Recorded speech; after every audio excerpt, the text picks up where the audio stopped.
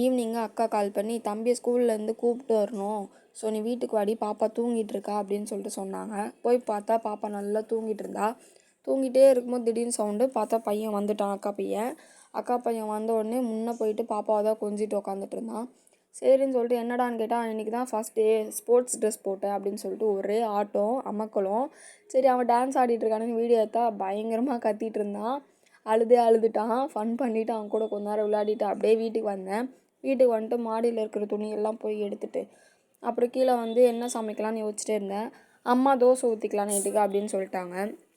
So dosa ஊற்றிட்டு அப்படியே சட்னியும் அரைச்சிட்டேன். சட்னி அரைச்சி தாளிச்சதுக்கப்புறம் தோசை அம்மாவுக்கும் அப்பாவுக்கும் 2 பேருக்கும் எடுத்துகிட்டு போய் வச்சுட்டு அவங்களுக்கு கொடுத்து முடிச்சிட்டேன். அப்புறம் நானும் சாப்பிட்டுட்டு அக்கா வீட்டுக்கு கிளம்பிட்டேன். அக்கா வீட்டுக்கு போயிட்டு அக்கா வீட்டில் தான் இன்றைக்கி தூங்குற மாதிரி இருந்தேன். ஸோ அக்கா வீட்டுக்கு போயிட்டு அங்கேயும் எங்கள் அக்கா பசங்களை பாய் சொல்லி அவங்க கூட ஒரு அமக்கலம் பண்ணி அவங்க கூட விளையாடிட்டு அப்படியே நானும் தூங்கிட்டேன். டாட்டா.